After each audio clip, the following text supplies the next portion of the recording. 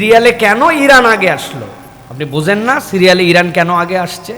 যে তারা জ্ঞানের চর্চায় এমন একটা জায়গায় যেতে চায়, একবার যদি ব্যালিস্টিক মিসাইলের, একবার যদি পারমাণবিক ওই শক্তির মুখোমুখি দাঁড়ায় যায়, তাহলে বাকিদের হিসাব করতে হবে। ভাই তুই আমারে মারবি, মার, সমস্যা নাই, আমি তোরে মাইরে তারপরে মরবো। প্রত্যেকটা যুবক ইমানদার তার হৃদয়ের মধ্যে চেতনা লালন করতে হবে, অন্যায়ের প্রতিবাদে, ইসলামের পক্ষে, আল্লাহ আল্লাহ রাসূলের ফেভারে, কাফের মুশরিকদের বিপক্ষে প্রয়োজন হলে আমাকে জিহাদে ঝাঁপায় পড়তে হবে। এই ঈমান যদি আপনার না থাকে, আপনি মুমিন হিসেবে কবরে যেতে পারবেন না, ঠিক না? এরা যে কি পরিমাণ ভীতু জাতি আপনি কল্পনাই করতে পারবেন না, হিসাবের বাহিরে। আমি আমার খুব কাছের একজন মানুষকে জিজ্ঞাসা করেছিলাম, আচ্ছা মুসলমানদের অনেক অবস্থা খারাপ হলেও আমরা যাই হোক তাই হোক, আমরা কি বিবস্ত্র হয়ে ঘুমাই? আমার জানা মতে কোনো মুসলমান কল্পনাও করতে পারে না যে বিবস্ত্র হয়ে ঘুমাবে। কেন? তা আমারে জিজ্ঞাসা করছে, এই কথা বললেন কেন? আমি বললাম, ভাই 2-3টা ভিডিও দেখলাম যে আক্রমণ হয়েছে, যেভাবেই হোক ধাক্কা খাইছে, খাওয়ার পরে দেখি বিবস্ত্র হয়ে রাস্তায় বেরোয় আসছে। তোরা রাত্রেবেলা বিবস্ত্র হয়ে কি করতেছিল যে রাস্তার মধ্যে এইভাবে আসলো? ঘুমের থেকে উঠেই আসলো বুঝলাম, তো জামা কাপড় নেই কেন? আমরা তো লুঙ্গি পরি, লুঙ্গি না হয় কোমর থেকে ছুটে খুলে যাওয়ার কথা, কিন্তু প্যান্ট তো খুলে যাওয়ার কথা না, কিন্তু ল্যাংটা হয়ে আসলো কেন? এই জাতটা এমন জাত, এই জাতটা এত নিচু চরিত্রের জাত, এরা মদ্যপ, মাদকাসক্ত, নিজের ইজ্জত পর্যন্ত নিজেদের কাছে নাই। এই জন্য মুসলমান পাগল হয়ে গেলেও ল্যাংটা হয় না, ল্যাংটা পাগল কম খুঁজে পাওয়া যায়। আর ওইগুলা হালকা একটা ধাক্কা খাইয়া ল্যাংটা হয়ে রাস্তায় বার হচ্ছে। এদেরকে একবার ধরতে পারলে এদেরকে কেউ ইনশাআল্লাহ ঠেকাতে পারবে না, এদের পরাজয় নিশ্চিত। কিন্তু ধরার মতো ধরাটা কেউ ধরতে পারে না, ঠিক কিনা? এদের শুধু ধরার মতো ধরা। আল্লাহ বলছেন, আমি তো এই ধরাটা দিতে চাই। কারণ আল্লাহ রাব্বুল আমিন কোরআনুল কারীমের মধ্যে বলেছেন, ওদের কখনো স্বভূমি হবে না। ভালো করে কথাটা বোঝেন, নিজস্ব আবাসস্থল হবে না, কিয়ামত পর্যন্ত থাকবে। কিন্তু আল্লাহ রাব্বুল আমিন বলছেন যে এইটা তাদের জন্য এমন লজ্জাকর যে ওদের কখনো নিজস্ব ভূমি হবে না বসবাসের। কার কথা? তবে আল্লাহ বলছেন আবার হবে নিজেদের চেষ্টায় নয়, কারোর সহযোগিতায় তারা কখনো কোনো এলাকায় অধিগ্রহণ করতে পারবে। একটু মাথা খাটায় থাকলে, বুঝে থাকলে বলেন তো ভাই, ওই যে পশ্চিমা আব্বা যারা, এই আব্বারা যদি শুধু আজকে একটা ডিক্লার দেয়, আমরা তোমাদের সাথে নাই, তোমরা তোমাদেরটা দেখে নাও,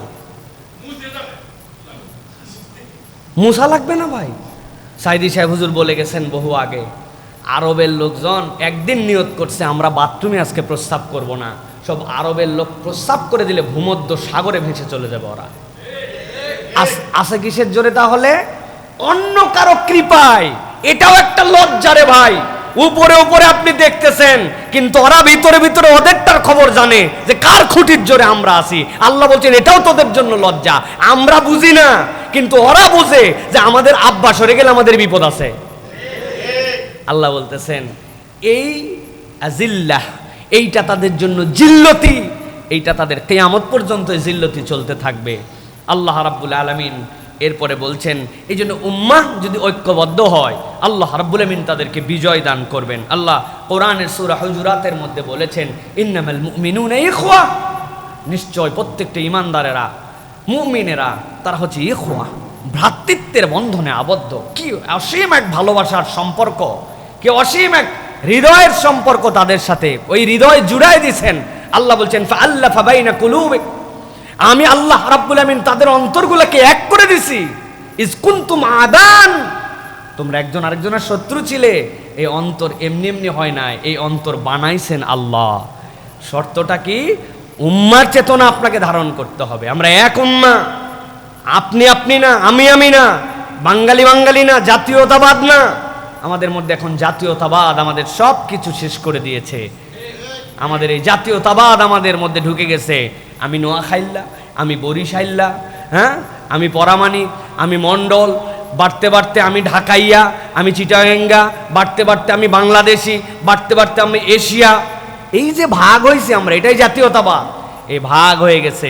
অথচ আল্লাহ রাব্বুল আমিন বলছেন ইন্নামাল মুমিনুনা ইখওয়া, মুমিনরা সবাই ভাই ভাই, এই ভ্রাতৃত্বের মধ্যে কোনো ভেদাভেদ নাই।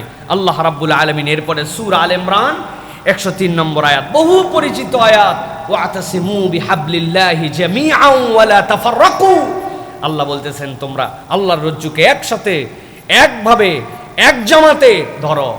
আমরা এই জামাতকেও পর্যন্ত আলাদা করছি। আমি একটা দল হয়ে আল্লাহর রজ্জু ধরি, উনি একটা দল হয়ে আল্লাহর রজ্জু ধরে।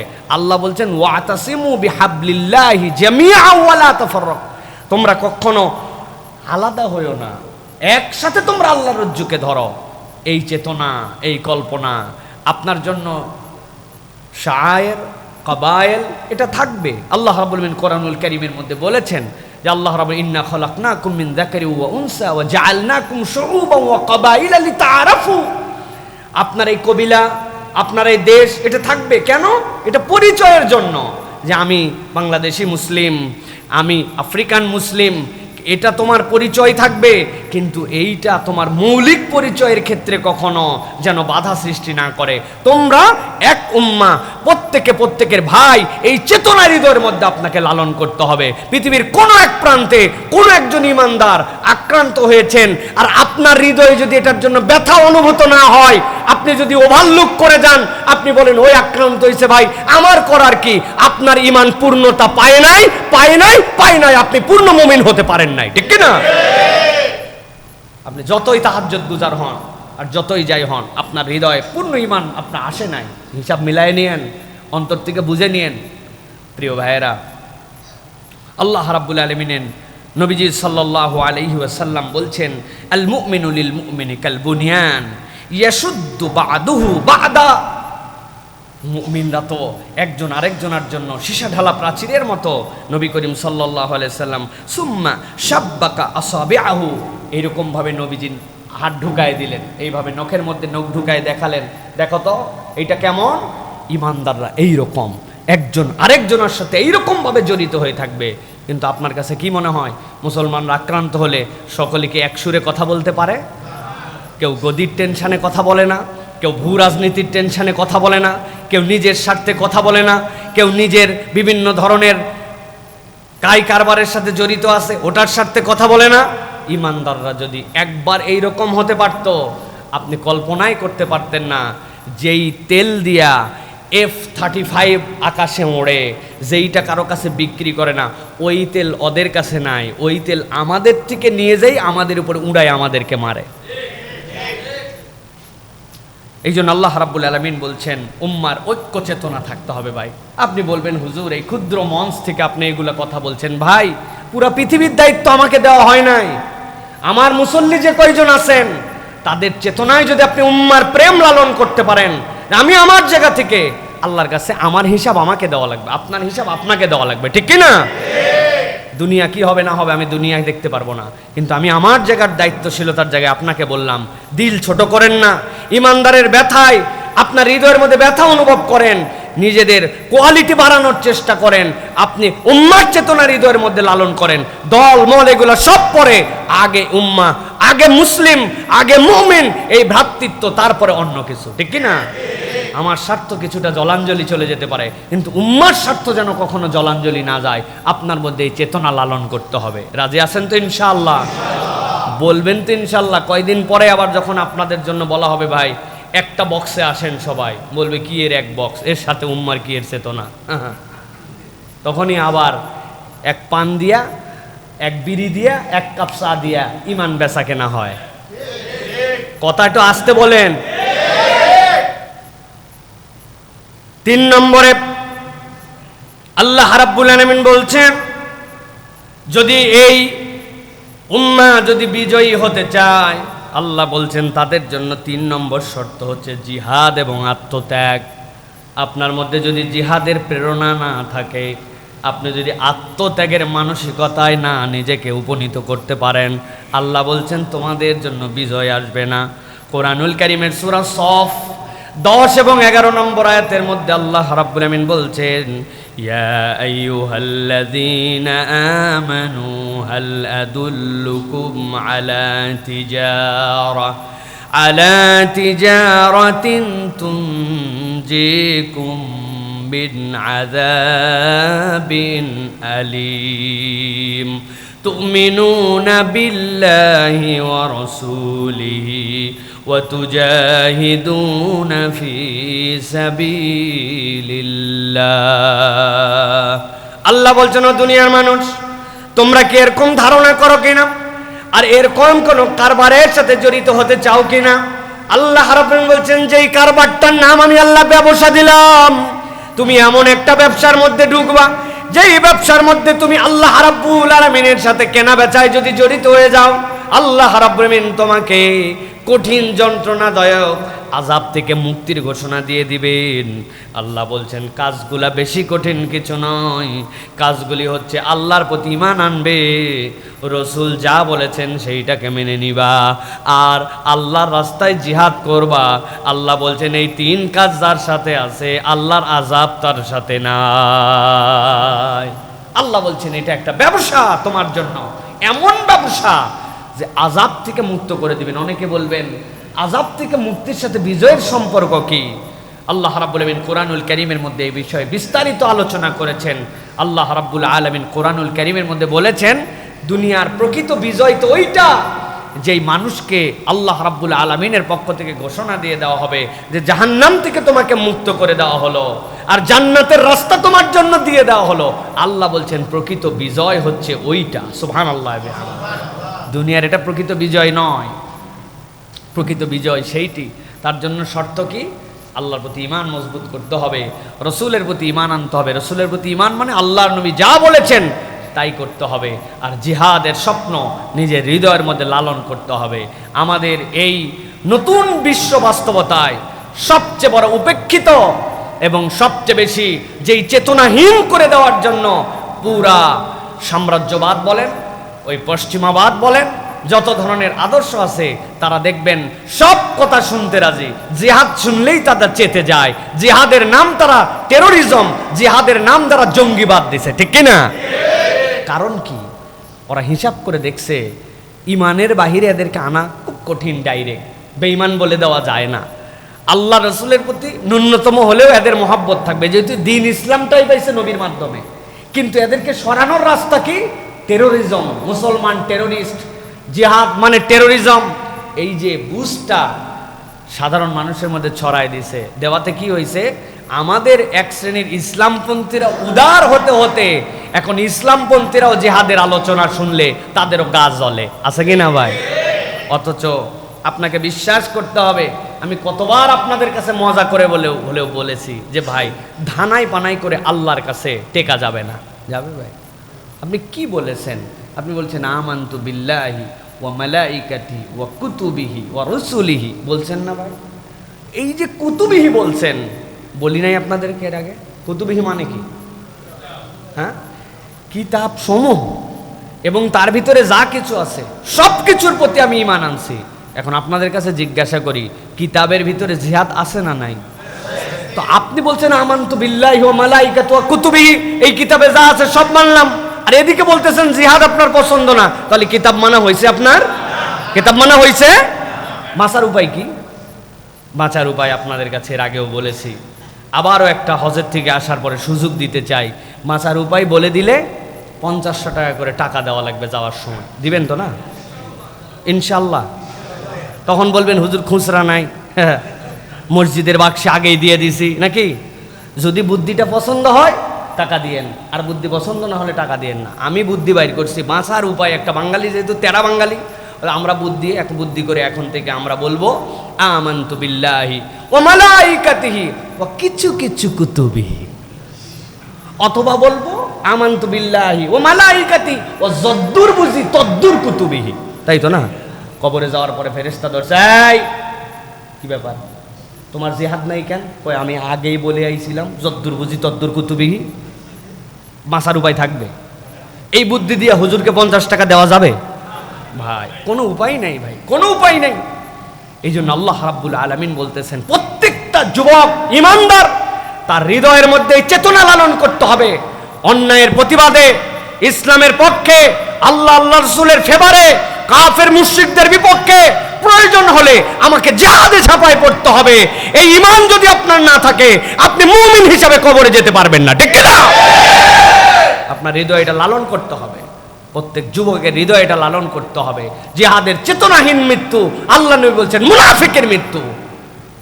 আর যেই সকল ব্যাককলেরা জিহাদকে টেরোরিজম বলে, এরা তো শয়তানি করে, ইচ্ছা করে এইটার বিপক্ষে একটা অবস্থান ঘটায়। জিহাদ মানে বোমাবাজি নয়, জিহাদ মানে অন্যায়ভাবে হত্যা নয়, জিহাদ মানে আদালতের মধ্যে ফ্লাক্স দিয়ে বোমা দিয়ে ওই আদালতের মানুষকে মেরে ফেলা নয়। জিহাদ মানে অন্যায্যভাবে অন্যায়ভাবে সালিশ করে বিচার করে অন্যকে শেষ করে দেওয়া নয়। একজন আমিরুল মুমিনিন থাকবেন, তার নির্দেশে নির্ধারিত পদ্ধতিতে আল্লাহ নবীর দেওয়া 8টা শর্তের আলোকে আপনার বাহিনী যখন রওনা হবে, তখন আপনাকে ওই জিহাদে শরীক হওয়া আপনার জন্য ফরজ হবে। এটা কোনো মামু বাড়ির আবদার নয়, ছেলে খেলার বিষয় নয়, কিন্তু এটার প্রতি ঈমান রাখাটা আপনার জন্য ফরজ, ঠিক না? মনে রাখতে হবে প্রিয় ভাইরা, এটা আল্লাহ রাব্বুল আলামিন এই জন্য সূরা বাকারার 216 নম্বর আয়াতে বলছেন, কুতিবা আলাইকুমুল কিতালু ওয়া হুয়া কুরহুল লাকুম। আল্লাহ তোমাদের জন্য কিতালকে ফরজ করে দিয়েছেন। যুদ্ধের চূড়ান্ত রূপ যেইটা, প্রচেষ্টার চূড়ান্ত রূপ যেইটা, যখন সত্য আর মিথ্যা মুখোমুখি দাঁড়ায় যায়। বদরের প্রান্তরে দাঁড়ায় গেছে, উহুদের প্রান্তরে দাঁড়ায় গেছে। আল্লাহ নবী, যার থেকে শ্রেষ্ঠ সৃষ্টি আর কেউ নাই, আল্লাহ সৃষ্টি করেন নাই, তিনি তার দন্দন মোবারক শহীদ হয়ে গেছে।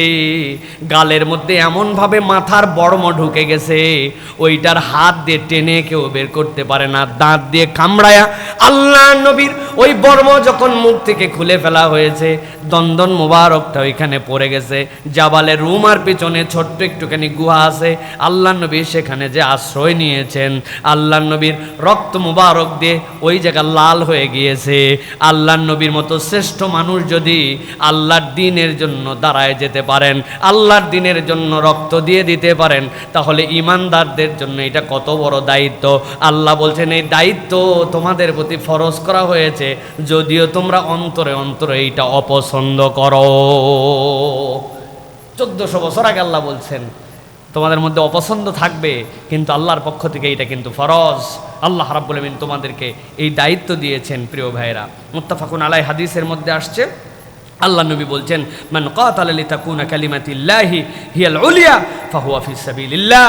কেউ যদি আল্লাহর পতাকাকে উড্ডীন করার জন্য, আল্লাহর দ্বীনকে বিজয়ী করার জন্য প্রচেষ্টা চালায়, সেটাও আল্লাহর পক্ষ থেকে জিহাদ হিসাবে গণিত হবে। সুবহানাল্লাহ বিহামদিহি। এখন সমর হচ্ছে না, আল্লাহ আপনাকে অর্থনৈতিক সক্ষমতা দিয়েছেন, আপনার পকেট থেকে 1 টাকা বের হয় না আল্লাহর দ্বীনের জন্য, আপনি এক ধাপ হাঁটেন না, আপনার মুখ দিয়ে একটা কথা বের হয় না, আপনার লেখনীতে চিন্তায় কাজে লাগে না, আপনার ব্রেনটা ওই জায়গায় ব্যবহার হয় না, কেমনে কি হইল তাহলে?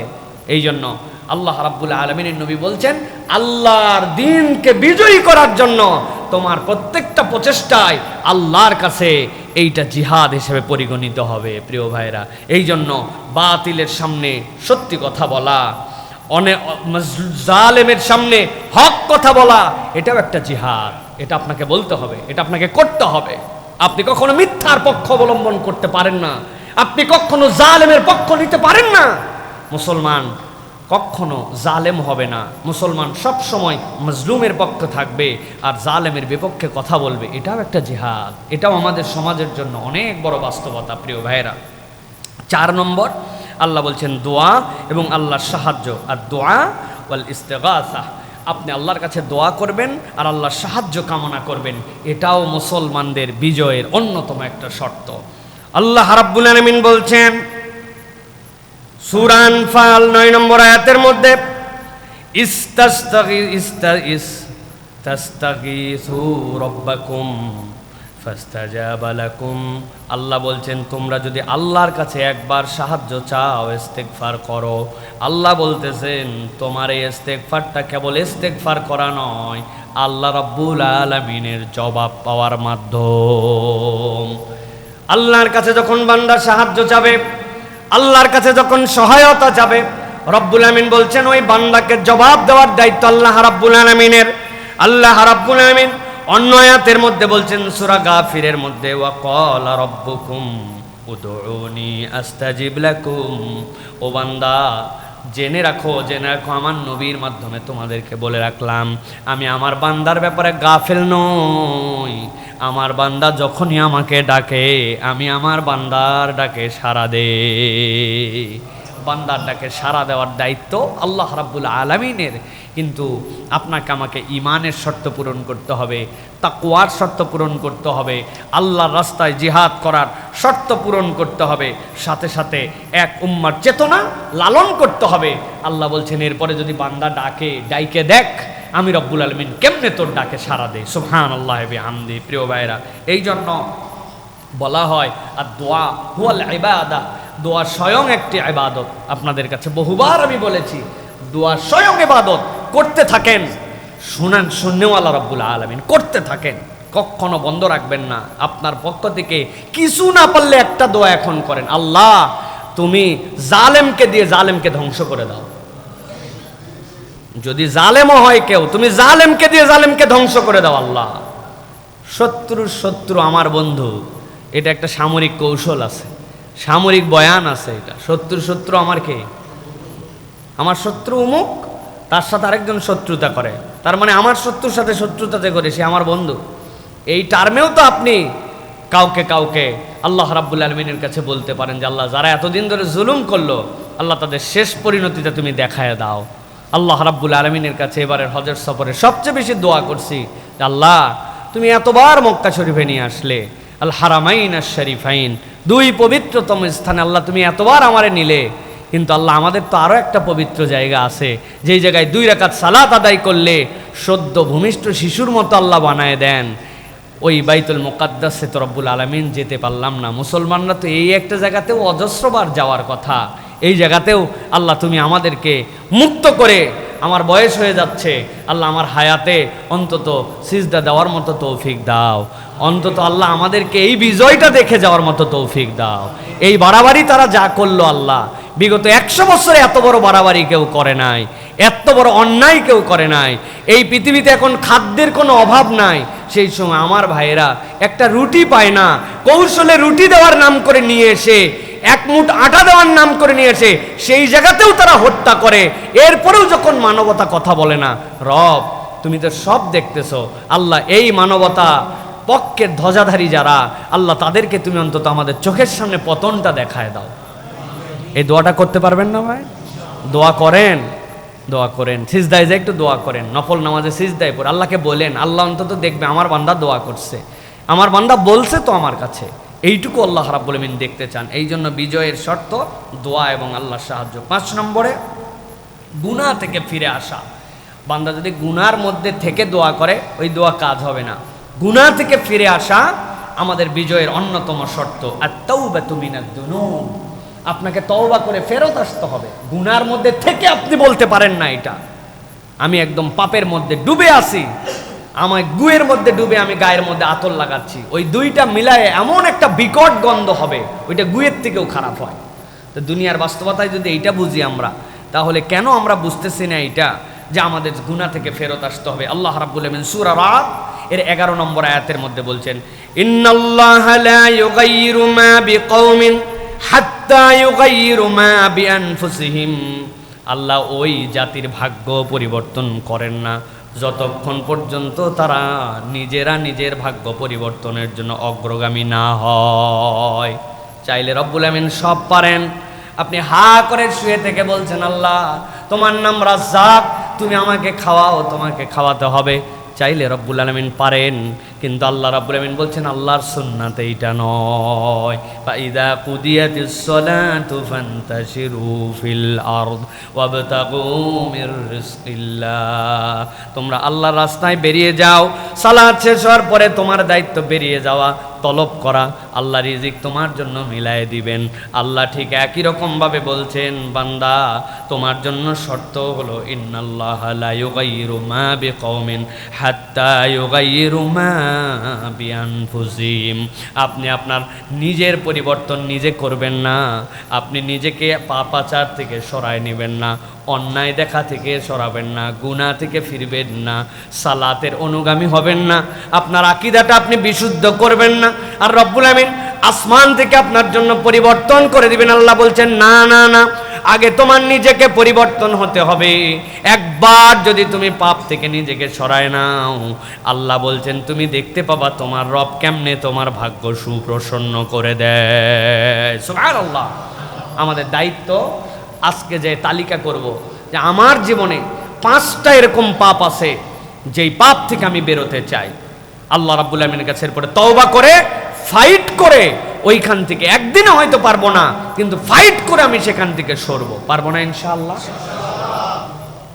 আমিও মোবাইল চালাই আপনাদের মতো, কিন্তু আমিও শপথ করছি যে এই মোবাইল চালানোর সময় যদি কোনো বাজে অ্যাড চলেও আসে আমার নিয়ন্ত্রণের বাইরে, আমার ইউটিউব আমার নেওয়া যাতে করে অ্যাড না আসে। কিন্তু তারপরেও অ্যাড আসে, ফেসবুকে অ্যাড আসে, স্ক্রল করতে যে অমুক রিলসের মধ্যে খারাপ কিছু আসে, আমি নিয়ত করে রাখছি আমি আমার চোখ সরাই নেব। এটা পার হবে, হয় দেখবো না হয় দেখবো না। আমি দেখতাম কিন্তু আমি তো ইচ্ছা করে এটা দেখি না, কিন্তু তারপরেও চলে আসছে জন্য চোখের সামনে পার হয়ে গেল।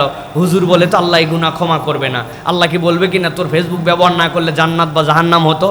আল্লাহ যদি জিজ্ঞাসা করে যে ফেসবুক ব্যবহার করলে জান্নাত, না করলে জাহান্নাম, আল্লাহ বলবে এটা?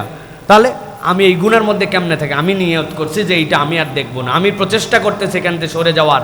আমাদের জীবনে এরকম অনেক গুনাহ আছে, কারণে অকারণে মিথ্যা কথা বলে ফেলি, অপরের গীবত করে ফেলি, অন্তরের মধ্যে অমুক জনার প্রতি ঘৃণা লালন করি, আরও কি কি পাপ আছে এগুলো তো আমি জানি না। কেউ বিড়ি ফুকায়, আছে না ভাই? এরকম অনেক ধরনের গুনাহ খাতা আমাদের আছে। 5টা গুনাহ থেকে আমি আমার নিজের জীবন থেকে, কেউ অকারণে দাড়িটা শেভ করি, অকারণে দাড়িটা কাটি, বিনা কারণে টাকলু নিচে কাপড় পরি, বাপ মায়ের সাথে দুর্ব্যবহার করি, স্ত্রীর সাথে গালাগাল করি, আছে না ভাই এরকম আমাদের? না নাই, এখানে সব ফেরেশতা নাকি আমরা ভাই? না, আমরা গুনাহ থেকে সরব। আল্লাহ আমাদের বিজয় চাই, উম্মার বিজয় চাই। আমি আগে নিজেকে শুধরাচ্ছি, আল্লাহ আমি এই গুনাহ থেকে ফেরার চেষ্টা করবো ইনশাআল্লাহ। পারবো না ইনশাআল্লাহ? পারবো ইনশাআল্লাহ। আল্লাহ আমাদেরকে তৌফিক দান করেন। আল্লাহ বলতেছেন সূরা নূরের 31 নম্বর আয়াতের মধ্যে, ওয়াতুবু ইলাল্লাহি জামিআ আইয়ুহাল মুমিনুনা লাআল্লাকুম তুফলিহুন। ও ঈমানদারেরা, তোমরা একবার আল্লাহর দিকে তওবা করে ফেরত আসো, আমি আল্লাহ গ্যারান্টার হলাম লাআল্লাকুম তুফলিহুন। তোমাদের এই তওবা করে ফেরত আসার দ্বারা আশা করা যায় তোমরা সফল হয়ে যাবে। সুবহানাল্লাহ, সফল হয়ে যাবে তোমরা। আল্লাহ রাব্বুল আলামিন বলতেছেন, এই জন্য রাসূলুল্লাহ সাল্লাল্লাহু আলাইহি ওয়াসাল্লাম বারবার 2টা পাপ থেকে বাঁচতে বলেছেন, একটা ব্যক্তিগত আর একটা সামাজিক। কি বলেছি ভাই? ব্যক্তিগত পাপ। এটা ব্যক্তিগত পাপ আমার মধ্যে না থাকে যেন। কেউ দেখে না যেখানে, আল্লাহ দেখে সেখানে। কেউ খবর রাখে না যেখানে, আল্লাহ দেখে সেখানে। মসজিদে আসছি টুপি পরে, জুব্বা পরে, মুখের মধ্যে দাড়ি আছে, চলাফেরা দেখে, কিন্তু এমন ব্যক্তিগত পাপ আছে যেই পাপের হিসাব আল্লাহ ছাড়া কেউ জানে না, হয়তো কিছু ফ্যামিলি মেম্বার জানতে পারে। নবীজি বলছেন ব্যক্তিগত পাপ থেকে বাঁচো, সামাজিক পাপ থেকে বাঁচো। সামাজিক পাপ কোনগুলা? সামাজিক পাপ হচ্ছে আপনার কারো গীবত করেন আপনি, কারো পিছনে কথা বলেন আপনি, লাগায় দেন একজনের সাথে আরেকজন, সমাজের মধ্যে বিশৃঙ্খলা হয়, এরকম কাজ করেন। মুসলমান ঘরের সন্তান হিসাবে আপনি যে পাওয়ারে আসার আগেই অথবা একটু পাওয়ার পাইছেন, আপনি বলেন তোর বাড়ির কাজ আর আমি হচ্ছি তোর বাড়ির সিমেন্ট সাপ্লায়ার, রাজি আসিস কিনা বল? বলছে ভাই সিমেন্ট তো একজন দেয়ই আমারে, আপনি আবার কোত্থেকে সিমেন্ট দিবেন? বলে তাইলে তো ঝামেলাই চুকে গেল, 10 লাখ টাকা দিয়ে দে, তাহলে সিমেন্টও দেওয়া লাগলো না, যা লাভ হতো এটা আমি পেয়ে গেলাম। ভাই এই অঞ্চলে আসেনি ভাই? গোপন খবর জেনে বলতেছি, আগেও বলছি, 10 বছর আগেও বলছি। 2 জনের বাড়ির মামলা, একজনের অফিসে যাই মীমাংসা হতো, যে বাদী বিবাদী কেউ বাড়ির মালিক না, বাড়ির মালিক উনি হয়ে যেত। আরো ভাঙ্গে বলা লাগবে? শুধুমাত্র বোতলের উপরের স্টিকার চেঞ্জ হয়েছে, বোতলের ভিতরে যা ছিল তাই রয়ে গেছে। সামাজিক পাপ, সাবধান। আল্লাহ বলছেন এখান থেকে তুমি বাঁচো, তোমাকে আল্লাহ বেইজ্জতি করবেন দুনিয়া আখিরাতে, তুমি বেইজ্জত হয়ে যাবা। বেইজ্জত দেখেন না আপনারা? তারপরেও কেন শিক্ষা নিচ্ছি না আমরা? এই জন্য ব্যক্তিগত সামাজিক পাপ, এখান থেকে আমাদেরকে বাঁচতে হবে। আল্লাহ বলছেন ও আইদু লাহুম মাস্তাতাতুম মিন কুওয়া। আল্লাহ রাব্বুল আলামিন আপনার আমার জন্য দায়িত্ব দিয়েছেন প্রিয় ভাইরা। অতএব আমরা বিজয়ীদের কাতারে অন্তর্ভুক্ত হতে চাই। আল্লাহ রাব্বুল আলামিন বলছেন তোমরা প্রস্তুতি নাও, মাস্তাতাতুম মিন কুওয়া, তোমার শক্তি অনুযায়ী প্রস্তুতি নাও। এগুলি তো করবেই, কিন্তু সাথে সাথে আপনাকে জ্ঞানে, বিজ্ঞানে, প্রযুক্তিতে আপনাকে আগাতে হবে। আমার যতটুকু সামর্থ্য আছে আল্লাহ দেখতে চান তুমি ততটুকু ব্যবহার করেছো কিনা।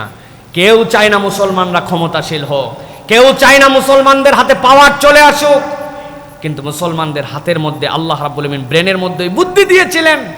কেন কেমন কেন কেন দিয়েছিলেন? কারণ প্রত্যেক পয়গম্বর আমাদের লিডার ছিলেন। আপনি যে এই দাঁড় করাইছেন, এই স্ট্যান্ডটাকে, এই রডটাকে এরকম করার পর এখানে শেপ করেছেন, এইটা তো দাউদ আলাইহিস সালামের শিক্ষার কারণেই দুনিয়াতে এইটা আসছে। তিনি তো মুসলিম ছিলেন, তার অনুসারীদের মাধ্যম দিয়েই তো দিন আসছে, আসে নাই? পৃথিবীর প্রথম মানুষ তোমরা বলো অসভ্য ছিল, আমরা বলি পৃথিবীর প্রথম মানুষ, প্রথম বিজ্ঞানী। পৃথিবীতে কখনো মুসলমানরা অসভ্য ছিল না। আদম আলাইহিস সালামকেও আল্লামা আদম আল আসমা কুল্লাহা। এই আসমার ব্যাখ্যা কি? পৃথিবীর কিয়ামত পর্যন্ত যত প্রযুক্তির যত ভার্সন আসবে সবগুলো জেনেটিক্যালি আল্লাহ আদমের মধ্যে ঢুকাই দিয়েছেন। তো মুসলমানরা ওইটার সবচেয়ে বড় উত্তরাধিকার, ঠিক কি না?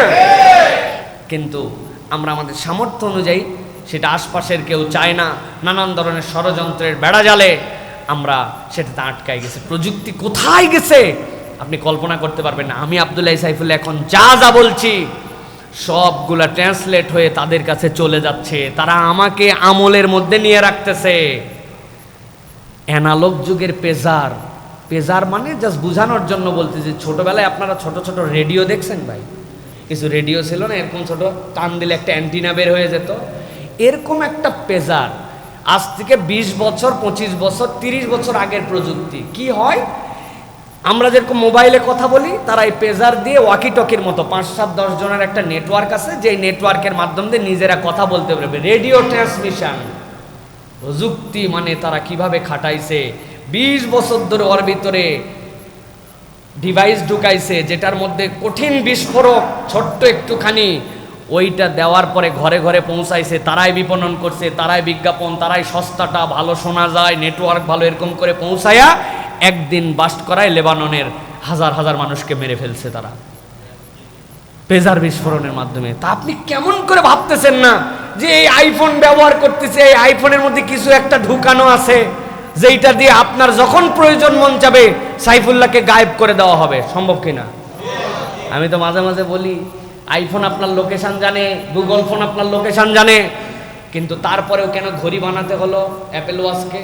আমি মজা করে বলি অ্যাপেল ওয়াচকে ঘড়ি বানাতে হয়েছে এই জন্য, এইটা আপনি ঘরের মধ্যে রেখে আসছেন, আপনার নেটওয়ার্কের একটা জায়গা পর্যন্ত জানা যাবে, টার্গেট করে আপনাকে মারলো, কিন্তু আপনি মরলেন কিনার গ্যারেন্টি কি?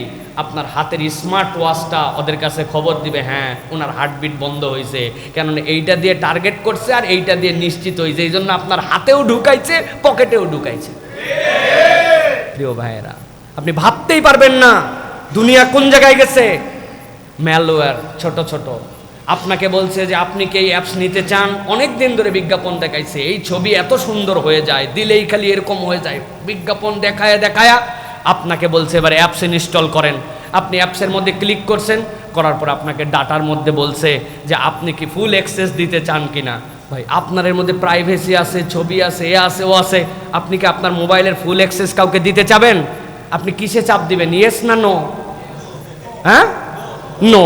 আপনি নো চাপ দিবেন, কিন্তু নোটা ইয়েস। নোটা কি কি রে? নো চাপ দিলাম, ইয়েস হলো কেন? এটা তো আমি নিতে পারি না।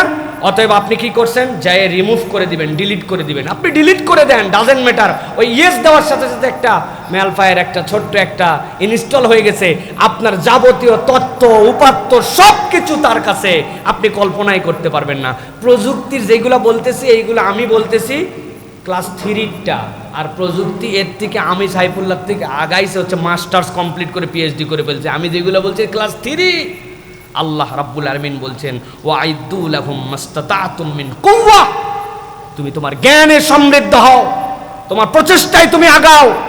মুসলমান প্রচেষ্টা কোনো দিক দিয়ে করে না। 20 বছর হলে একটা নতুন আয়াত মুখস্থ করে নাই, কিসের সে বিজ্ঞানী হবে? আর কিসের সে কোরআন হাদিস গবেষণা বাইরে তুমি নতুন করে তুমি ইয়ে বানাবে, সে বানাবে কেমনে? তোমাদের 20 বছরে একটা আয়াত মুখস্থ করে নাই, মুরব্বী দেশ ফাটায় ফেলতেছে, একটা হাদিস মুখস্থ নাই, নতুন একটা দোয়া মুখস্থ নাই বিগত 20 বছরে। রাগ করলেন ভাই? হ্যাঁ, কোনো দিক দিয়েই তো আগাতে পারলাম না, না ইমানে, না আমলে, না দোয়ায়, না নিজের কোয়ালিটিতে। এই জন্য প্রিয় ভাইয়েরা, আমি আপনাদেরকে নির্দেশ দিয়ে এগুলো বলতেছি না, আমি আপনাদের হয়ে বলতেছি, ইনক্লুডিং মি। আমাদের পরিবর্তন আমাদেরকেই করতে হবে।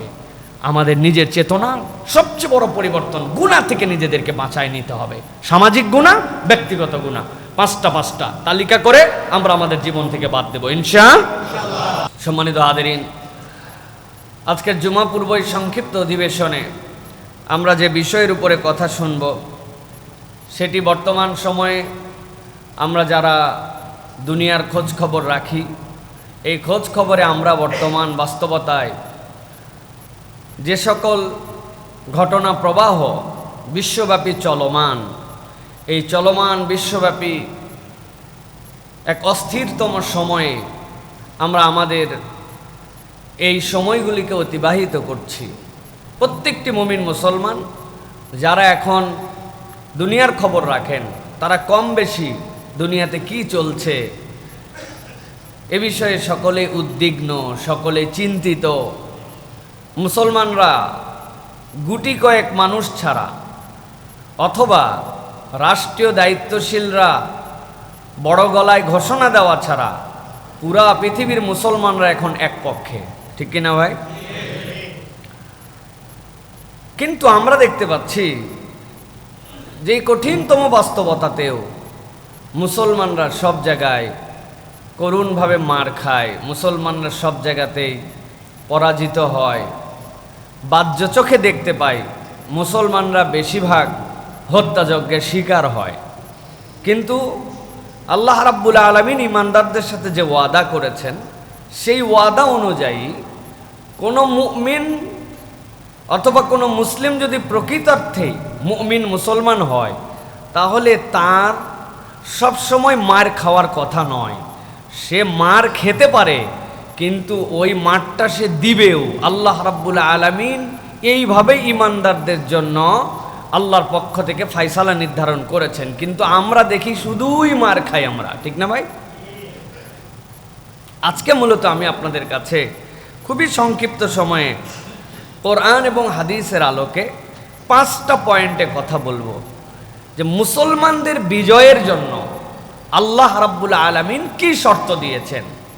মূলত মুসলমানরা যদি 5টা কাজের মধ্যে নিজেদেরকে নিয়ে আসতে পারে, একটা ফ্রেমওয়ার্কের মধ্যে নিয়ে আসতে পারে, আল্লাহ রাব্বুল আলামিন তাহলে এই বান্দাদেরকে বিজয় দান করবেন। এটা আল্লাহ রাব্বুল আলামিনের পক্ষ থেকে ঘোষণা। তাহলে বিজয়ের জন্য ঈমানদারদের, মুমিনদের শর্ত কয়টা?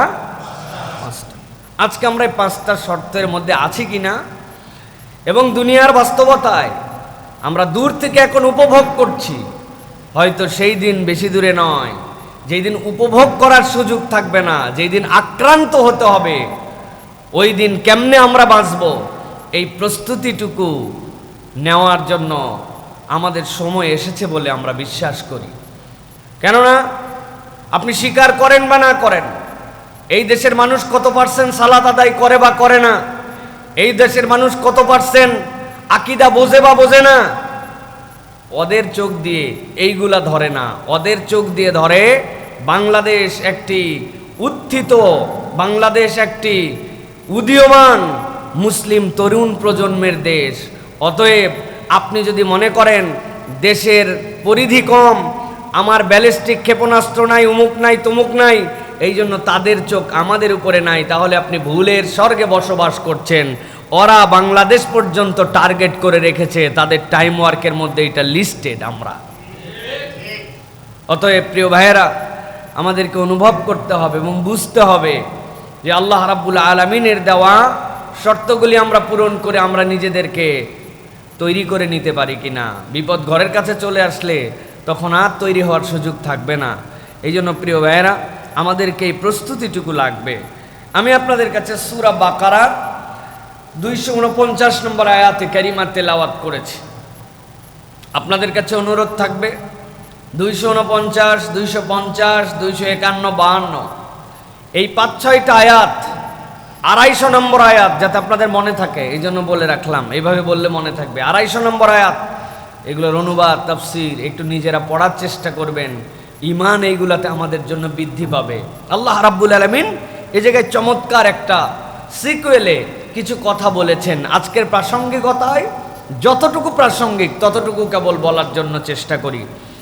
আল্লাহ রাব্বুল আমিন বলছেন, ফালাম্মা ফাসালা তালুত বিল জুনুদ, আল্লাহ বলছেন তালুত যখন তার সৈন্যবাহিনী নিয়ে জালুতের বিপক্ষে যুদ্ধ করার জন্য বের হওয়ার সিদ্ধান্ত নিল, বেরিয়ে গেল, আল্লাহ রাব্বুল আলামিন তাদের পক্ষ থেকে তখন আল্লাহর পক্ষ থেকে তাদের প্রতি একটা হুকুম দিলেন।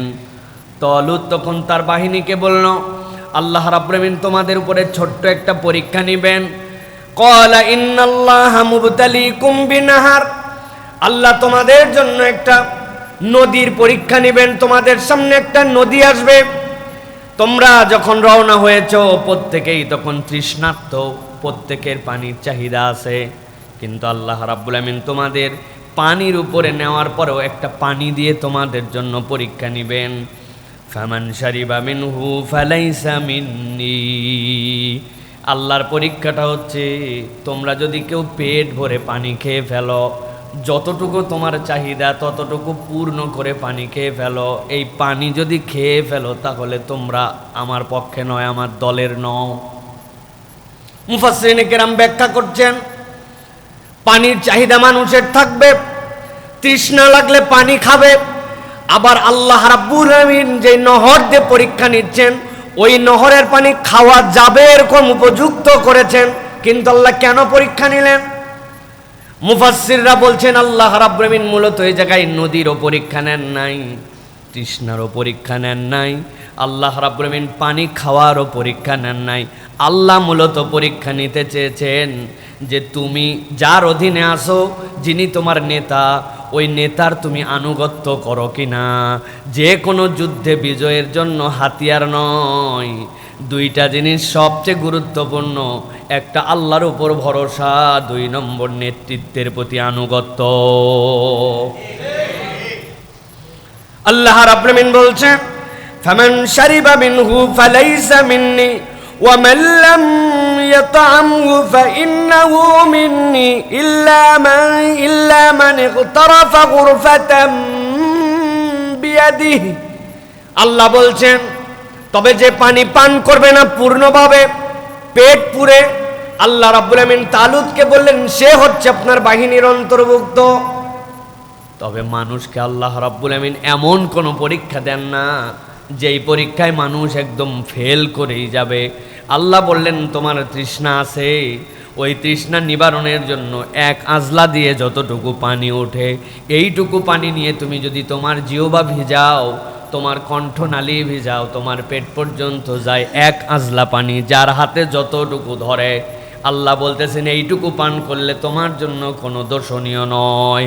তবে কেউ যদি পেট পুরে পানিটা পান করে, তালুত আপনি জানায় দেন ওই বাহিনী আমার অধিভুক্ত নয়। আল্লাহ রাব্বুল আলামিন বলছেন, ফাশারিবু মিনহু ইল্লা কলিলাম মিনহুম, অধিকাংশই কথা শুনলো না। পানি পাইছে খাওয়ার জন্যই তো, পানি খাইলে সমস্যা কোথায়? যেই পানি এক ঢোক খাওয়া যায় সেই পানি পুরা পেট খেলে সমস্যা কোথায়? যুক্তির কোনো শেষ নাই। আল্লাহ বলতেছেন অল্প সংখ্যক বাদে অধিকাংশই পেট পুরে পানি পান করল। আল্লাহ কেমন পরীক্ষা নিলেন? আল্লাহ রাব্বুল আমিন বলছেন এই পরীক্ষাটা হচ্ছে তাদের জন্য আত্মিক পরীক্ষায় রূপান্তর হয়ে গেল। অন্তর দিয়ে অনুভব করেন, আল্লাহর আদেশ মানার না মানার মধ্যে একটা পার্থক্য আছে, গভীরভাবে খেয়াল করেন। আল্লাহ বলছেন ফালাম্মা জাওয়াজাহু হুয়া ওয়াল্লাযীনা আমানু মাহ, আল্লাহ রাব্বুল আলামিন বলতেছেন যেই মানুষগুলো পানি পান করে ফেলল, করার পরে পেট পুরে পানি পান করার পরে যখন নদী পার হয়ে চলে গেল, যাওয়ার পরে যখন ওই পারে উপনীত হলো, হওয়ার পরে যখন জালুতের সৈন্যবাহিনী দেখতে পেল, আল্লাহ বলতেছেন ক্বালু লা তাকাতা লানাল ইয়াউমা বিজালুত ওয়া জুনুদিহি ওই পেট ভরে পানি খাইছিল হিসাবে তো ওদেরই বরং আরও বেশি সজীব থাকার কথা, ওদের আরও বেশি পাওয়ারফুল থাকার কথা।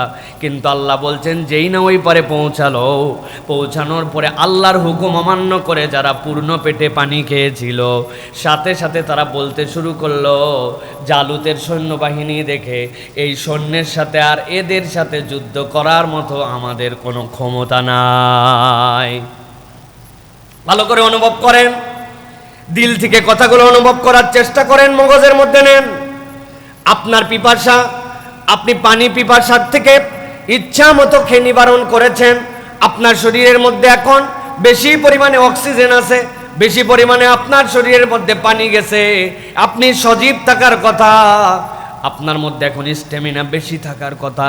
আপনি ওই মানুষদের মতো ডিহাইড্রেট হন নাই, আপনি এখন চমৎকারভাবে আপনার জীবন শক্তিকে সঞ্জীবিত করে রেখেছেন।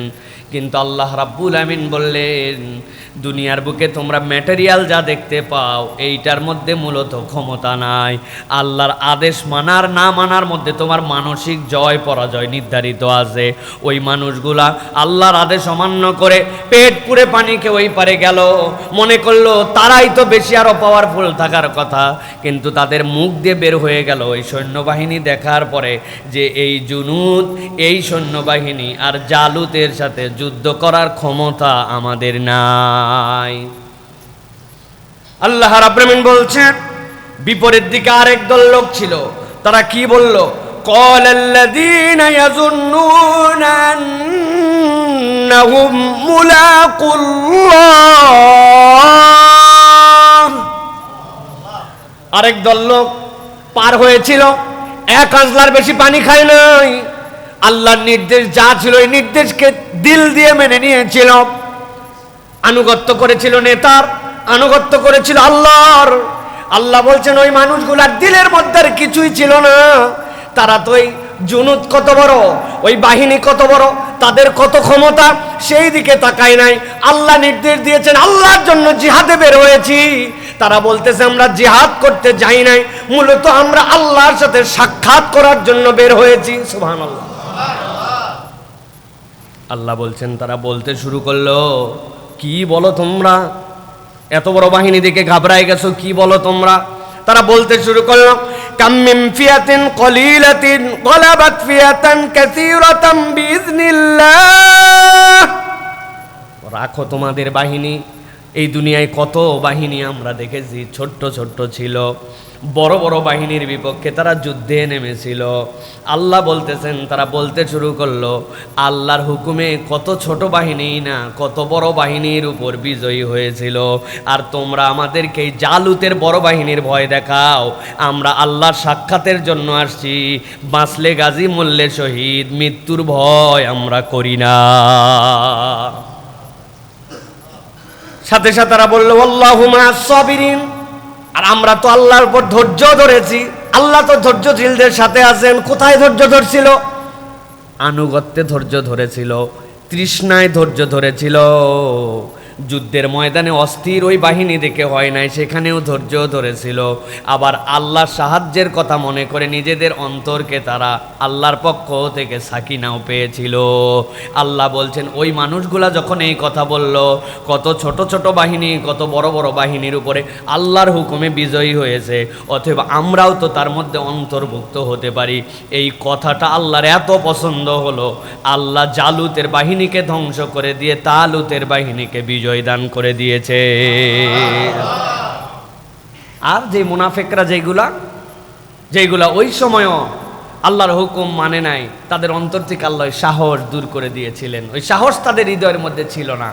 তাহলে আপনাকে বুঝতে হবে, আপনার স্পিরিচুয়াল পাওয়ার, আপনার যে ইনার বিউটি, আপনার যে আভ্যন্তরীণ শক্তি, আপনার যে ইমানের পাওয়ার, ওই পাওয়ারটা রিচার্জ করতে হয় আল্লাহ রাব্বুল আলামিনের নির্দেশনা অনুযায়ী। কেননা আল্লাহ রাব্বুল আলামিনের নির্দেশনা ছাড়া কখনো আপনি আল্লাহ রাব্বুল আলামিনের এই জমিনের কোনো কিছুতে বিজয়ী হতে পারবেন না। আল্লাহ রাব্বুল আলামিনের পক্ষে আপনাকে থাকতে হবে প্রিয় ভাইয়েরা, এটা আল্লাহ রাব্বুল আলামিন শর্ত করেছেন। অতএব প্রথম কথা হচ্ছে যে কখনো কোনো পরাশক্তি, উম্মুক তুমুক এইগুলা দেখে আমাদের ভয় পাওয়ার কোনো কারণ নাই। আমাদের প্রধান যেটা শর্ত, আল্লাহর উপর তাওয়াক্কুল এবং আল্লাহর দেওয়া নির্দেশনা অনুযায়ী আমাদেরকে চলতে হবে। এই কথার পর অপব্যাখ্যা করেন না যে হুজুর অস্ত্র শস্ত্র মনে আমাদের কোনো দরকার নাই, আমাদের বোধহয় পারমাণবিক শক্তির দরকার নেই। আল্লাহ কোরআনে সেটার ব্যাপারেও বলেছেন, ফানফিরু খিফাফাম ওয়া সিকালা, যে যেরকম তার বিপক্ষে সেই রকম ভাবে তোমরা প্রস্তুতি নিয়ে বের হও। খিফাফাম ওয়া সিকালার ব্যাখ্যা করা হয়েছে দুনিয়া যে প্রযুক্তিতে যে পাওয়ারে যাবে, আপনাকে তার টক্কর দেওয়ার মতো পাওয়ার আপনাকে অর্জন করতে হবে। তবে আপনাকে বিশ্বাস রাখতে হবে অর্জন করার দায়িত্ব দিয়েছেন আল্লাহ, বিজয় দিবেন আল্লাহ। ওইটা আমাকে বিজয়ী করবে না, ওটা আল্লাহর নির্দেশে আমি পাথেয় সংগ্রহ করেছি। এই পাথেয় সংগ্রহতে এখন মুসলমানরা সবচেয়ে বেশি পিছায়া, ঠিক কি না? আমাদের পাথেয় সংগ্রহের কোনো টার্গেট নাই। ওরা আবিষ্কার করবে, আমরা উপভোগ করব। অথচ দুনিয়া এক সময় উল্টা ছিল। ওই কর্ডোবার ইতিহাস পড়ে দেখেন, স্পেনের ইতিহাস পড়ে দেখেন, ওই সব ইতিহাসগুলো আমাদেরকে সাক্ষ্য দেয় মুসলমানরা জ্ঞান চর্চা করেছে, বাকিরা ওইটা ব্যবহার করেছে। মুসলমানরা ঘড়ি আবিষ্কার করেছে, মুসলমানরা আকাশবিদ্যা, জ্যোতির্বিজ্ঞান, জ্যামিতি, অ্যালজেব্রা এগুলো সব আবিষ্কার করেছে মুসলমানেরা। আর পুরো ইউরোপ এখন সেইগুলোকে কুক্ষিগত করে তারা হয়েছে সভ্যতার এখন ফেরিওয়ালা, আর আমরা হয়েছে এখন ভিকটিম। কারণ কি? কারণ জ্ঞানের চর্চায় আমরা পিছিয়ে গেছি। পুরো পৃথিবী জ্ঞানের চর্চায় যারা আগাইছে তারা হচ্ছে এখন টার্গেটেড। আপনি খেয়াল করে দেখেন সিরিয়ালে কেন ইরান আগে আসলো, আপনি বুঝেন না সিরিয়ালে ইরান কেন আগে আসছে?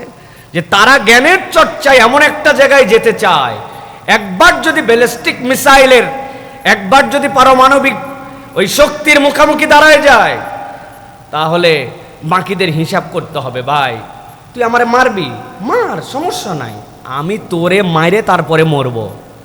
বোঝেন নাই? 3-4 দিনের মধ্যে লেংটি গুজায়া তারপরে কেন মধ্যস্থতা করা হলো পশ্চিম থেকে? আপনার পাশের ঘটনা আপনি দেখেন নাই? 1 মাস তো হয় নাই, এর মধ্যে তো আপনি সব বুঝে ফেলছেন। কেন? কারণ আমার পরিধি কম হতে পারে, আমার জনগণ কম হতে পারে, আমার অন্যান্য ইকুইপমেন্ট কম হতে পারে, কিন্তু জিনিসের মতো জিনিস একটা থাকলেই হয়। কি? ওই জিনিসের মতো জিনিস 170 পিস আছে। ওই 170 পিস মারবি মার, আমি একটা সুইচ টিপে মরবো, তোরেও শেষ করে দিব। এই ভয় দেখানোর নাম ইনফিরু খিফাফাম ওয়া সিকালা। তুমি পাথেয় সংগ্রহ করো, বের হও শক্তি নিয়া। যেখানে হালকা শক্তি লাগবে হালকা শক্তি, যেখানে ভারী শক্তি লাগবে ভারী শক্তি, দুটাই অর্জন করা ইমানদারদের জন্য দায়িত্ব। কিন্তু আমরা এই চর্চার বাহিরে চলে গেছি। আমরা তারা আবিষ্কার করবে, আমরা উপভোগ করব। এটা হচ্ছে আমাদের বাস্তবতা। প্রিয় ভাইয়েরা, আল্লাহ আমাদেরকে বোঝার তৌফিক দান করেন। বিজয়ের শর্ত তাহলে কয়টা বলেছিলাম? 5টা। খুবই সংক্ষিপ্ত সময়ে 5টা পয়েন্ট বলবো। এই 5টা পয়েন্ট মাথার মধ্যে নেয়ার জন্য চেষ্টা করি। প্রিয় ভাইরা, 1 নম্বর, ইমানদাররা যদি বিজয়ী হতে চায় তাহলে তার যে পয়েন্টের সবচেয়ে বেশি অগ্রগামী হতে হবে আল্লাহ বলেছেন সেটা হচ্ছে ঈমান এবং তাকওয়া।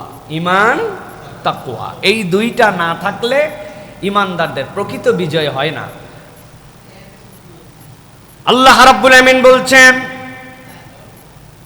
সূরা হজ 40 নম্বর আয়াতের মধ্যে, ওয়ালিয়ানসুরান্নাল্লাহু মান ইয়ানসুরুহু ইন্নাল্লাহা লাকাওয়িয়্যুন আজিজ। আল্লাহ রাব্বুল আমিন বলছেন ওই মানুষগুলাকেই আল্লাহ রাব্বুল আলামিন সাহায্য করবেন যারা রব্বুল আলামিনকে সাহায্য করে। আল্লাহ রাব্বুল আলামিনকে সাহায্য করা মানে কি? আল্লাহর দ্বীনের অনুগামী হয়ে যাওয়া। আল্লাহ রাব্বুল আমিন কারো সাহায্যের অনুগামী নয়, আল্লাহ রাব্বুল আমিন কারো সাহায্যের মুখাপেক্ষী নয়। রব্বুল আমিন বুঝাতে চান আমি তোমার জন্য যে দিন দিলাম, আমি তোমার জন্য যে জীবন ব্যবস্থা দিলাম, ওই জীবন ব্যবস্থাটা তোমার জীবনে তোমার দিনের জন্য তুমি গ্রহণ করে ফেলো। আল্লাহ বলছেন ওটাই হচ্ছে আল্লাহ রাব্বুল আলামিনের সহযোগিতা। আল্লাহ নুনের উপরে সাকিলা দিয়া দর ফেলে মোস্তাকবেল দিয়ে আল্লাহ রাব্বুল আমিন শর্ত আরোপ করে বলতেছেন বান্দা আমি আল্লাহ নিজের প্রতি ওয়াজিব করে নিলাম, তুমি যদি আমার দ্বীনের অনুগামী হয়ে যাও, তুমি যদি ঈমান বুঝে নাও, তুমি যদি তাকওয়ার পথ অবলম্বন করো, আমি আল্লাহর দায়িত্ব হচ্ছে অবশ্যই অবশ্যই তোমাকে সাহায্য করা। আল্লাহ রাব্বুল আলামিন বলতেছেন ইন্নাল্লাহা লাকাওয়িয়ুন আজিজ। ও বান্দা, দুনিয়ার যত শক্তি থাক সব শক্তির উপরে আল্লাহর শক্তি, আল্লাহর শক্তির উপরে কোনো শক্তি নাই। রব্বুল আলামিন বলতেছেন তোমার রব তোমাকে সাহায্য করবেন, সাথে সাথে কাওয়িয়ুন আজিজ দ্বারা আল্লাহ বুঝালেন তোমার ঘাবড়ানোর কোনো কারণ নাই, তোমার চিন্তার কোনো কারণ নাই। তুমি তোমার ঈমান আর তোমার তাকওয়ায় যদি মজবুত হও, দুনিয়ার কোনো ইকুইপমেন্ট এসে যদি তোমাকে হত্যাও করে ফেলে, ও দেখেছে তোমাকে হত্যা করেছে কিন্তু প্রকৃতার্থে সে হত্যা করতে পারে নাই, প্রকৃতার্থে সে তোমার জন্য জান্নাতের বন্দোবস্ত করছে। আল্লাহ রাব্বুল আলামিন অন্য আয়াতের মধ্যে বলছেন, সূরা মুহাম্মদ 7 নম্বর আয়াত, আল্লাহ বলছেন ইনতানসুরুল্লাহা ইয়ানসুরকুম ওয়া ইউসাব্বিত আকদামাকুম। আল্লাহ বলছেন জেনে রাখো, তুমি যদি রব্বুল আলামিনকে সহযোগিতা করো, আল্লাহ তোমাকে সহযোগিতা করবেন। কেমন সহযোগিতা জানো নাকি? ওয়া ইউসাব্বিত আকদামাকুম, তোমাদের পা কখনো পিছলায় দিবেন না, বিজয়ের পথে তোমার পাকে রব্বুল আলামিন সুদৃঢ় করে রেখে দিবেন। আল্লাহ বলছেন রব্বুল আলামিন এই শর্ত আলোকে তোমার জন্য জানাতে চান তোমার দায়িত্ব হচ্ছে ঈমান আর তাকওয়ার পথ অর্জন করা। ঈমান আর তাকওয়া যার সাথে, আল্লাহ বলছেন বিজয় তার সাথে। নবী আকরাম সাল্লাল্লাহু আলাইহি ওয়াসাল্লাম হাদিসের মধ্যে বলেছেন ইন্নাল্লাহা লা ইয়ানজুরু ইলা সুওয়ারিকুম ওয়ালা ইলা আমওয়ালিকুম ওয়ালাকিন ইয়ানজুরু ইলা কুলুবিকুম ওয়া আমালিকুম। আল্লাহ তোমাদের মালও দেখেন না, আল্লাহ রাব্বুল আলামিন তোমাদের চেহারাও দেখেন না। তুমি বেটে না লম্বা, সাদা না কালো, চেহারাটা দেখতে কেমন, আফ্রিকান না আরব, আল্লাহ দেখেন না। আল্লাহ রাব্বুল আলামিন তোমার সম্পদও দেখেন না, যে তোমার কি পরিমাণ সম্পদ আছে। আল্লাহ দেখেন তোমার অন্তর, আর আল্লাহ দেখেন তোমার আমল। বান্দার আমল কিরকম, বান্দার অন্তরটা কিরকম। প্রিয় ভাইরা, বাহ্যিকভাবে আমরা এখন বড় মুসলমান, কিন্তু অন্তর দিয়ে আমরা এখন ভালো মুসলমান নই, ঠিক না ভাই? হিসাব মিলায় দেখেন আমাদের অন্তরের অবস্থাগুলা কি। অনেক দূর তো অনেক দূরের কথা, আমাদের প্রত্যেকটা অন্তর অপর মুসলমানের জন্য কাঁদে কিনা, অপর ভাইয়ের জন্য আমার ভিতরে সহমর্মিতা আছে কিনা, অপর একটা ভাইয়ের জন্য আমার দিলের ভিতরে পেরেশানি হয় কিনা, আমার ইমানদার ভাইয়ের জন্য আমার অন্তরের অবস্থা কি, এইটা যদি আপনি একটুখানি পর্যালোচনা করেন তাহলে আপনি অনুভব করতে পারবেন প্রিয় ভাইয়েরা, যে আমাদের আসলে অন্তরের অবস্থা কি। নিজের ভাইয়ের সাথে নিজের বিরোধ, নিজের পড়োশির সাথে নিজের বিরোধ, নিজের পাড়া মহল্লাবাসীর সাথে নিজের বিরোধ, মানুষের সাথে মানুষের মুখ দেখা দেখি নাই, অন্তর কালাকালি। কি একটা ঘৃণ্য সমাজে বসবাস করতেছি, একটা মানুষ 10টা মানুষের সাথে মিশতে পারে না, এমন একটা সমাজে আমরা বসবাস করতেছি, ঠিক না ভাই? এই জন্য প্রিয় ভাইয়েরা, 1 নম্বর ঈমান এবং তাকওয়া, অন্তরটা ঠিক করতে হবে। আল্লাহ রাব্বুল আলামিনের ভয় দিয়ে অন্তরটাকে তৈরি করতে হবে, নচেত এই বাহ্যিক কেবলমাত্র রিচুয়াল যেগুলো আমরা পালন করতেছি, এইগুলো আমাদের জন্য মুক্তির পথ হতে পারবে না প্রিয় ভাইরা। এই জন্য আল্লাহ রাব্বুল আলামিন 1 নম্বর শর্ত দিয়েছেন ঈমান এবং তাকওয়া। 2 নম্বরে আল্লাহ রাব্বুল আলামিন বলতেছেন যে বান্দা যদি বিজয় চায় তাহলে উম্মার ঐক্য লাগবে। উম্মার যদি ঐক্য না থাকে, আল ওয়াহদাতু ওয়াল ইত্তিহাদ, বান্দার মধ্যে একটা একীভূত চেতনা লাগবে। ঈমানদারদের এক শরীর, এক চেতনা, এই যে উম্মার কনসেপ্ট, এই কনসেপ্ট যদি আমাদের মধ্যে না আসে তাহলে আমাদের বিজয় আসবে না। নিজে বাঁচলে নাকি বাপের নাম, শুনছেন এই কথা ভাই? ঈমানদার যদি বুঝেই কথা বলে তার ঈমান চলে যাওয়ার সম্ভাবনা আছে। নিজে বাঁচলে বাপের নাম, ইসলামের নামের সবচেয়ে বড় ভ্রান্ত একটি কথা, এবং ঈমানদারদের মুখ দিয়ে একটা আকীদা বিধ্বংসী কথা। আল্লাহ বলছেন কুনতুম খায়রা উম্মাতিন উখরিজাত লিন-নাস, আমি তোমাকে অপরের জন্য সৃষ্টি করেছি, অপরের কল্যাণের জন্য তোমাকে সৃষ্টি করা হয়েছে। আর আমি কেইসা ডায়লগ দিচ্ছি, নিজে বাঁচলে নাকি বাপের নাম। আল্লাহ রাব্বুল আলামিন বলছেন কু আনফুসাকুম ওয়া আহলিকুম নারা, নিজেও বাঁচো, তোমার পরিবারকে বাঁচাও, আর আপনি বলতেছেন নিজে বাঁচলে বাপের নাম। কেমনে কি হলো? মুরু আওলাদাকুম, আল্লাহ বলতেছেন তুমি তোমার সন্তানকে আদেশ দাও, আলা কুল্লুকুম রাইন ওয়া কুল্লুকুম মাসউলুন আন রাইয়াতিহি, তোমরা প্রত্যেকের অধীনস্থর ব্যাপারে জিজ্ঞাসিত হবে। আপনি কেমনে বলেন যে নিজে বাঁচলে বাপের নাম? এটা একটা ভ্রান্ত কথা। ওরা চায় এই কথা ঢুকায় দিতে, মুসলমানদের চরিত্রের মধ্যে এই কথা ঢুকায় দিতে, যে তুমি আপন আপন স্বার্থ খোঁজো, আপন আপন স্বার্থ খুঁজলে উম্মার চেতনা আর সেখানে থাকে না। আর একবার যদি মুসলমানদেরকে উম্মার চেতনার থেকে বের করা যায়, তাহলে কাফের মুশরিকরা আমাদের উপর বিজয়ী হতে পারে। এই জন্য তারা আমাদের মধ্যে এটা ঢুকাইছে যে নিজে বাঁচো আগে, তারপরে তুমি বাঁচলে অপরটা কি হলো না হলো এগুলো দেখার সময় নাই। এটা মুসলমানের চরিত্র নয়, এটা ইহুদি নাসারাদের চরিত্র, ঠিক কি না? এটা তাদের চরিত্র প্রিয় ভাইয়েরা।